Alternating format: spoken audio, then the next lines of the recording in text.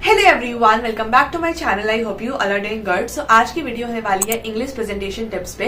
तो बेसिकली इससे पहले वाली जो मैंने वीडियो अपलोड की थी आप लोगों के लिए कि अपने बोर्ड सेंटर पे आपको क्या क्या चीजें कैरी करके लेके जानी है एंड क्या चीजें आपको कैरी करना अवॉइड करना है। साथ साथ मैंने कुछ एक्स्ट्रा टिप्स भी दी थी जो कि आपको बोर्ड सेंटर में हेल्प करेंगी कि बोर्ड सेंटर पे पहुंचने के बाद आपकी किन किन चीजों की चेकिंग होती है एंड जब आप फाइनली अपने एग्जाम रूम में बैठ जाओगे तब क्या क्या चीजें होंगी। तो अगर आपने वो वीडियो अभी तक नहीं देखी है तो आप जाके देख सकते हो। उस वीडियो का लिंक मैं इस वीडियो के डिस्क्रिप्शन में दे दूंगी in case you are new to this video.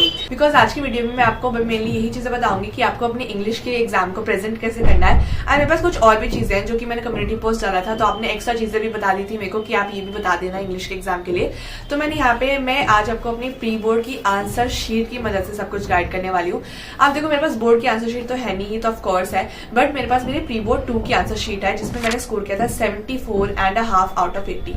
तो इसमें मैं आपको ये भी बताऊंगी कि मेरे डिडक्ट कहाँ पे हुए हैं मार्क्स एंड ऑल्सो मैं आपको क्या क्या चीजें बताने वाली हूँ। एक बार मैं आपको गो थ्रू करवा देती हूँ। सबसे पहले मैं आपको बताऊंगी कि आप कौन से यूट्यूब चैनल्स को प्रेफर कर सकते हो एट दिस लास्ट मोमेंट अगर आपको रिविजन करना है तो। सेकेंडली आपको बताऊंगी कि 3 to 6 मार्क्स के जो क्वेश्चन है उनका रेफरेंस उनको कैसे लिखते हैं। नेक्स्ट मैं बताऊंगी कि मैंने अपने मार्क्स कहाँ पे मेरे मार्क्स कटे थे, कहाँ पे मैंने मार्क्स को लॉस्ट किया है। नेक्स्ट मैं आपको एंड सीन पैसेजेस के लिए कुछ टिप्स देने वाली हूँ, साथ साथ टाइम मैनेजमेंट के लिए कुछ टिप्स होंगी। And also I will be telling you all about the writing section and how many sample papers you have to solve and how many PYQ paper you have to solve. And also last minute strategy आपको बताऊंगी and जो question answer होते हैं English के उनको आपको learn करना है या फिर नहीं। And also about the paragraph writing जो कि आपका एनालिटिकल पैराग्राफ राइटिंग आता है राइटिंग सेक्शन में। तो ये सारी चीजों को मैं आज कवर अप करने वाली हूँ इस वाली वीडियो में। So now without any further do let's begin with today's video.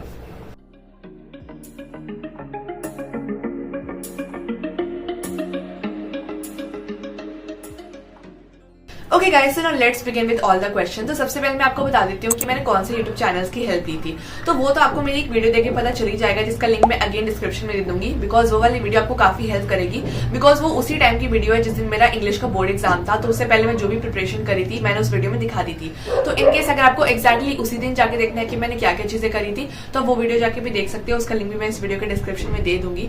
Secondly मैंने जो है मोस्टली एजुकेशनल भैया की वीडियोस देखी थी बिकॉज उनकी वीडियो काफी ज्यादा छोटी रहती है, एनिमेटेड रहती है, ताकि मेरे को सारी जो स्टोरी है एज अ स्टोरी फॉर्म में याद रहे। मतलब स्टोरीज तो आपको दी होती है इंग्लिश के चैप्टर्स में बट उनको याद रखना इज वेरी इंपॉर्टेंट बिकॉज तभी आप अपने आंसर्स को फ्रेम आउट कर पाओगे। बिकॉज स्टोरी में कुछ ऐसे कीवर्ड्स होते हैं जो कि आपको एनसीईआरटी रीड करने के बाद ही पता चलेंगे। मतलब फॉर एग्जाम्पल अगर आपने कोई भी एनिमेटेड वीडियो देख लिया है तो you need to read NCERT for one time at least, ताकि आपको कीवर्ड्स पता चल जाए, ताकि आपको स्टोरी भी याद हो कीवर्ड्स भी याद हो। तो उनकी दोनों की हेल्प से आपका आंसर बहुत ही अच्छा फ्रेम हो जाता है। बिकॉज मैं हमेशा चाहे मेरे प्री बोर्ड एग्जाम होते हैं हाफ ईयरली या फिर मेरा बोर्ड एग्जाम ले लो, मैंने यही टेक्निक करी थी कि एनिमेटेड वीडियो देखी चैप्टर की, देन चैप्टर की एक बार रीडिंग कर ली एंड ताकि मेरे को कीवर्ड्स पता चल जाए एंड मेरे आंसर्स अपने आप ही काफी अच्छे फ्रेम हो जाते थे। तो you can try this once out. अगर आप सैम्पल पेपर को उठा लो एंड इस चीज को एक बार ट्राई करके देख लेना if this works for you और नॉट। ओके, तो अब चलते हैं यूट्यूब चैनल। मैंने आपको बता दिया कि जो इंग्लिश के क्वेश्चन आंसर्स हैं उनको कैसे फ्रेम कर पाओगे इजिली। वही है, वीडियो देखो, एनसीईआरटी पढ़ो and then you are done with it. थोड़ी सी प्रैक्टिस जरूर करनी पड़ेगी आपको, सैम्पल पेपर खोलो एंड कुछ क्वेश्चंस की प्रैक्टिस जरूर कर लेना। अब एक बार मैं आप लोगों को बता देती हूँ कि 3 to 6 मार्क के क्वेश्चन का रेफरेंस क्या है। मैंने जो यहाँ पे 3 to 6 मार्क के क्वेश्चन लिखे हुए हैं उनका स्क्रीनशॉट, मतलब इस वाली जो शीट है यही वाली शीट का जो मैं आपको पिक्चर है वो आपको स्क्रीन पर रिफ्लेक्ट कर दूंगी, तो आपको एक्चुअली पता चल सके कि मैंने कैसे लिखा था एंड आप अगर आप चाहो तो उसको रीड भी कर सकते हो।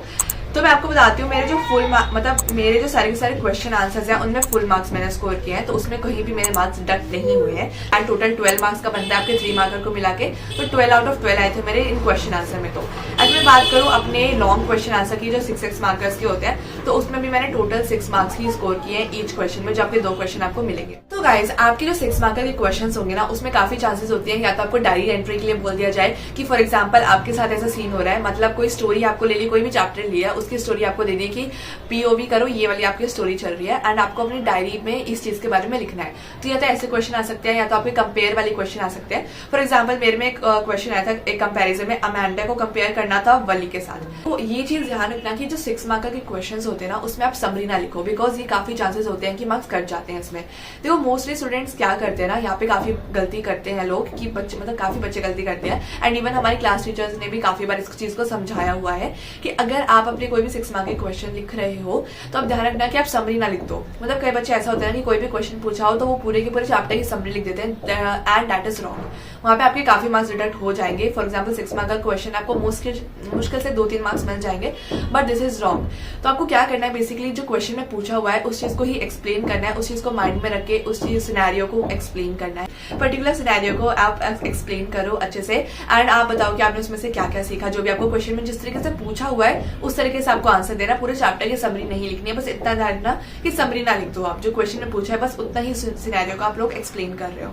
बस 6 मार्कर्स को तो आप ऐसे ही हैंडल कर सकते हो, इसमें और कोई ऐसा बड़ी बात है नहीं, बट थोड़ा सा आपको प्रैक्टिस करने पड़ेंगे। थोड़े से क्वेश्चंस देखो, सैम्पल पेपर्स में काफी क्वेश्चन मिल जाएंगे, उनको अपने सामने रखो एंड देन उनको सॉल्व करने का ट्राई करो, if you are able to solve and if you are able to answer them और नॉट। तो आप पिक्चर में भी एक बार रेफरेंस लेना है, जो कि मैंने पिक्चर डाली हुई थी अभी अपनी स्क्रीन पे, ताकि आपको पता चल सके कि एक्चुअली मैंने कैसे आंसर लिखा था। मेरी राइटिंग थोड़ी सी गंदी है, उस टाइम पे मेरे को नहीं पता मैं इतनी गंदी क्यों लिखी थी प्री बोर्ड पे, बट हाँ थोड़ी सी तो खराब लिखी हुई है मैंने। तो 3 मार्कर के क्वेश्चन की अगर मैं बात करूं तो आपको इसमें क्या करना है, सबसे पहले तो देखो ऐसा बोलते हो कि चैप्टर का नाम एंड ऑथर का नाम लिखना क्या इंपॉर्टेंट होता है।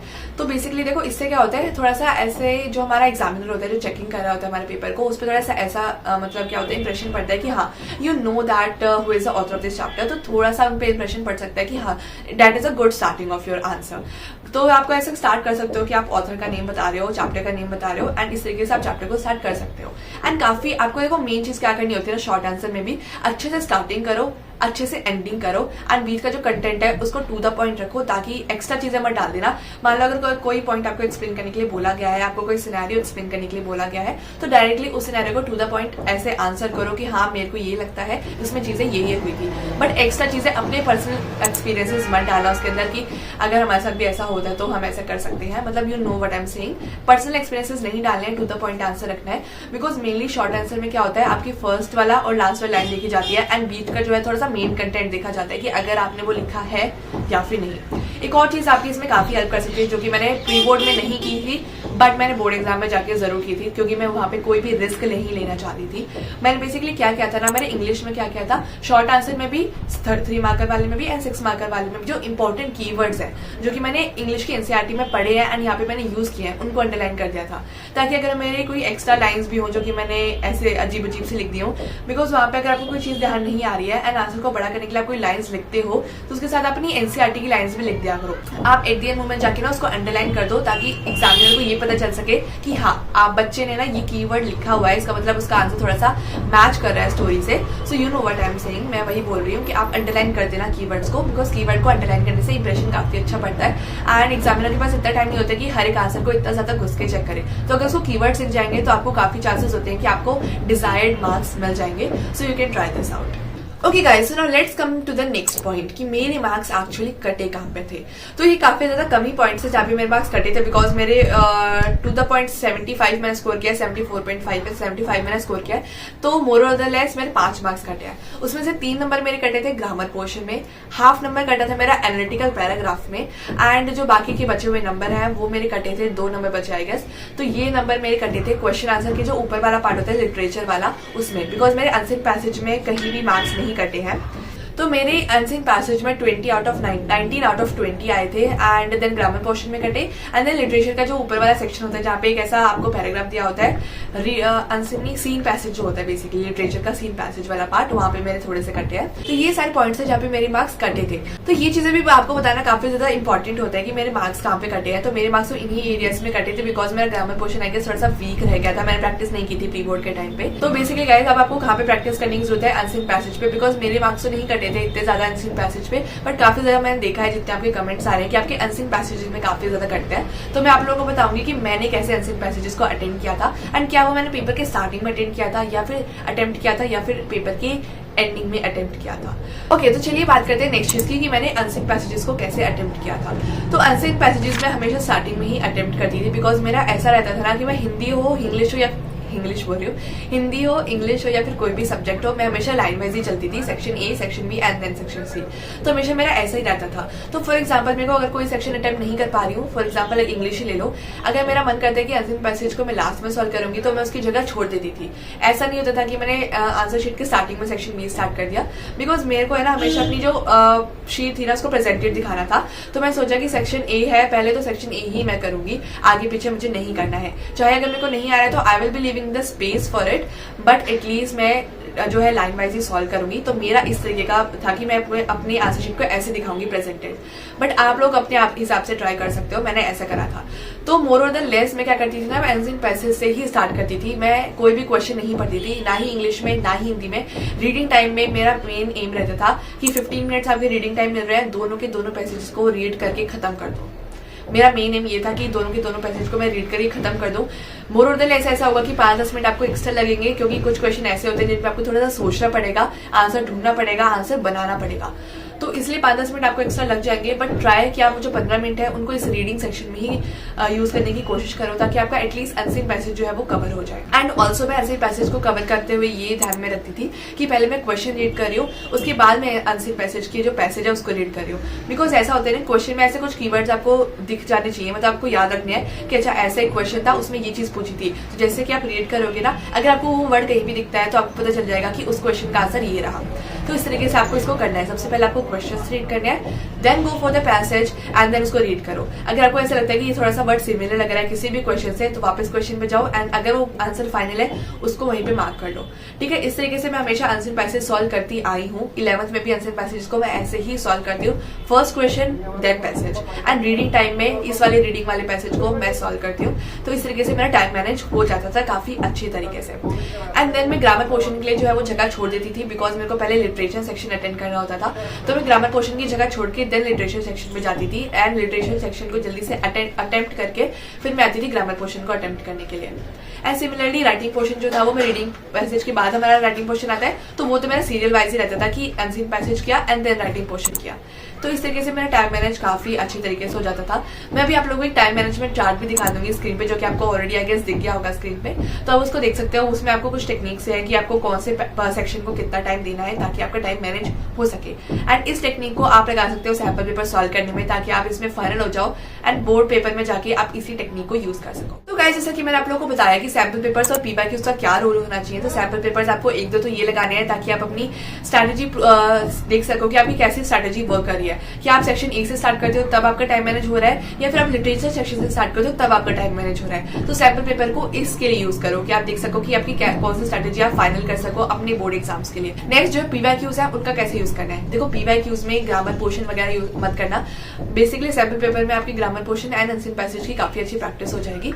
आपको जो पीवाईक्यूज है वो आपको लिटरेचर सेक्शन के लिए यूज करना है। लिटरेचर सेक्शन को आप जाके पढ़ो, पीवाईक्यूज में जाओ, पीवाईक्यू खोलो, वहां पे लिटरेचर सेक्शन पे जाओ एंड देखो कि कौन कौन से क्वेश्चन कौन कौन से चैप्टर से ज्यादातर रिपीट हो रहे हैं। बिकॉज मैंने भी यही टेक्निक लगाई थी। मैंने पीवाईक्यू सॉल्व नहीं किए थे, मेरे पास पीवाईक्यू की बुक थी, मैं हमेशा उस पर लिटरेचर सेक्शन में जाती थी, वहां पे क्वेश्चन रीड करती थी कि कौन से चैप्टर से 6 मार्कर्स क्वेश्चन ज्यादा पूछे जा रहे हैं एंड कौन से चैप्टर से 3 मार्कर क्वेश्चन ज्यादा पूछे जा रहे हैं। तो पीवाईक्यूज की हेल्प आपको इस तरीके से लेनी है, बिकॉज अभी हमें स्मार्ट वर्क करना है, हार्ड वर्क नहीं करना है कि पीवाईक्यूज भी सॉल्व कर रहे हैं पूरा का पूरा 3 घंटे बैठ के सैम्पल पेपर भी सॉल्व कर रहे हैं, बिकॉज उसमें टाइम ज्यादा कंज्यूम हो जाएगा एंड कोई ना कोई चीज आपकी रिवाइज करने के लिए छूटी जाएगी।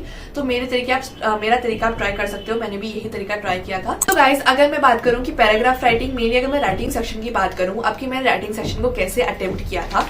तो गाइज, अब आपको लेटर राइटिंग की जो पिक्चर है वो स्क्रीन पे दिख गई होगी। तो बेसिकली आपको लेटर राइटिंग की हेडिंग डालनी है, क्वेश्चन डालना है, लिखना है लेटर राइटिंग। उसके बाद आपको ये भी डालना है, बिकॉज आपके ऑप्शन में आएगा कि कौन सा लेटर आपको अटेम्प्ट करना है, तो उस क्वेश्चन का थोड़ा सा लिख देना कि फॉर एग्जाम्पल मैंने letter to the editor attempt किया था। 2 क्वेश्चन होंगे आपके वहां पे एंड मैंने letter to the editor attempt करना है। तो मैं लेटर राइटिंग की साइड में आप ब्रैकेट में लिख देना कि लेटर टू द एडिटर, ताकि थोड़ा सा आइडिया लग जाए कि आप एक्चुअली में कौन सा जो लेटर है उसको अटेम्प्ट कर रहे हो। उसके बाद अच्छे से आपको फॉर्मेट डालना है, लाइन्स छोड़ने का अच्छे से ध्यान रखना, वो मैं आपको स्क्रीन पे अच्छे से दिखा दूंगी कि आपको कहाँ पे लाइन छोड़नी है। वैसे तो आप लोगों को पता ही होगा कि फॉर्मेट क्या है, अभी तक तो पता चल ही गया होगा।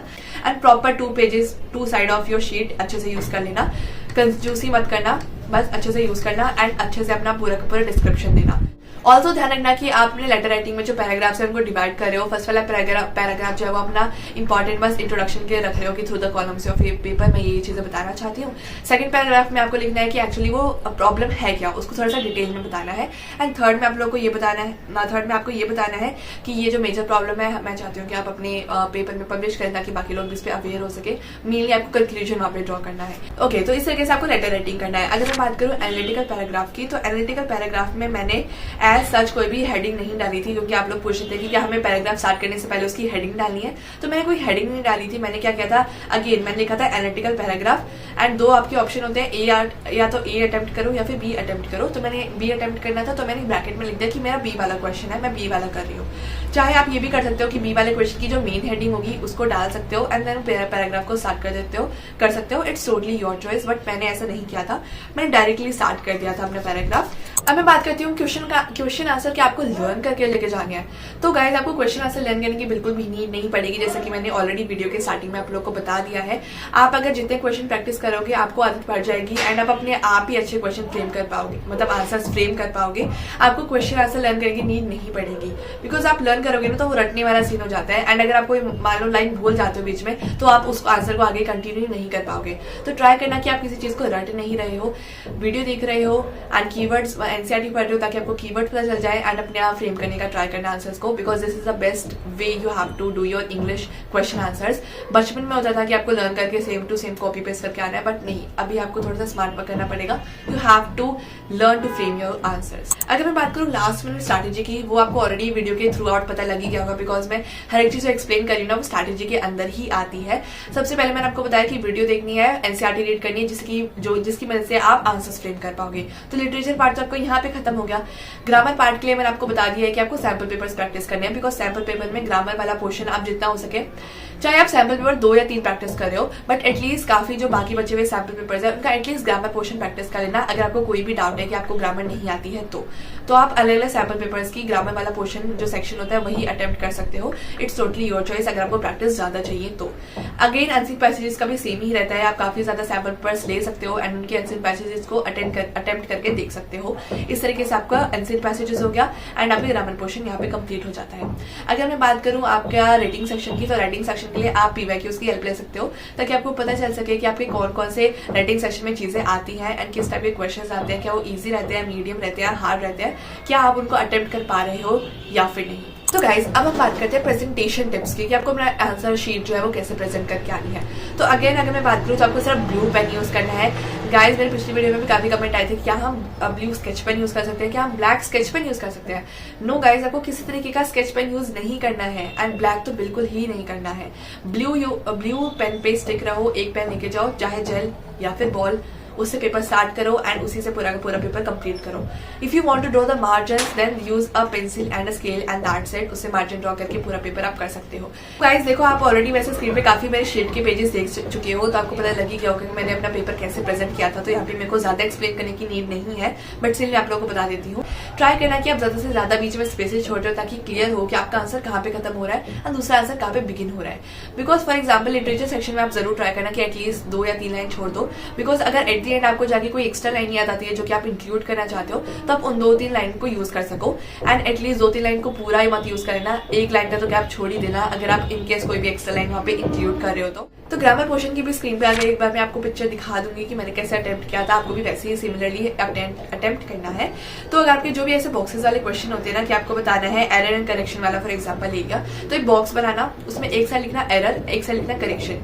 तो उसके बाद जो एरर होगा वहां पे लिखना एंड करेक्शन होगा वो वहां पे लिखना। तो इस तरीके का आपको प्रेजेंट करना है इन वाले क्वेश्चंस को जो भी ग्रामर पोर्शन में आएंगे। बाकी सारे जो है वो आप लिटरली मतलब सिंपल क्वेश्चन नंबर डाल के सीधा आंसर लिख सकते हो एंड उसमें इतनी बड़ी दिक्कत नहीं होगी। ऑल्सो गाइस, राइटिंग सेक्शन अगर आप स्टार्ट कर रहे हो तो लेटर जिस पेज पे खत्म हो रहा है उसी पेज पे एनालिटिकल पैराग्राफ स्टार्ट मत कर देना, नेक्स्ट पेज से स्टार्ट करना। मेक श्योर कि आप अच्छे से जगह छोड़ रहे हो ताकि आपका पूरा का पूरा पेपर प्रेजेंटेड लगे। सिमिलर चीज ही आपको अपने लिटरेचर सेक्शन में भी करनी है। अलग पेज से न्यू पेज से स्टार्ट करना, सेक्शन C डाल के एंड द लिटरेचर सेक्शन अपना स्टार्ट करना। And guys, these are all the overall tips you need for your English exam. इससे ज्यादा आपको जानने की कोई भी जरूरत नहीं है। बस अब एट दी एंड मोमेंट आ गया है, एक दिन बचा आपके एग्जाम के लिए। All the very best. And आप ज्यादा वीडियोस वगैरह पे मत जाना कि आपको क्या करें, बिकॉज बहुत ज्यादा वीडियोस देखोगे आप उतना ही ज्यादा कंफ्यूज हो जाओगे। तो अगर आपको ये वाली मेरी वाली वीडियो देख के लग रहा है कि हाँ आई एम डन, मेरे को सब कुछ समझ में आ गया है, then you can go with your revision preparation. But अगर स्टिल नहीं समझ में आया तो आप कोई और वीडियो देख सकते हो, ये टोटली आप पे डिपेंड करता है। बट आई वुड सजेस्ट कि आप जल्दी से अपना रिविजन स्टार्ट कर दो एंड ये सारी चीजों को फॉलो कर लो ताकि आप एक दिन को जो है, जो आपका एक दिन बचा है, उसको अच्छे से रिविजन में कंज्यूम कर सको, यूज कर सको, मेनली यूटिलाइज कर सको। तो that's it for this video guys, and I hope कि वाली लास्ट मिनट वीडियो आपको हेल्प करेगी, and I will meet you all in my next video. तब तक के लिए tata bye bye, take care, and आपको अपना बोर्ड एग्जाम फोड़ के आना है, पहला बोर्ड एग्जाम में अच्छे से फोड़ के आना, एंड बाय बाय।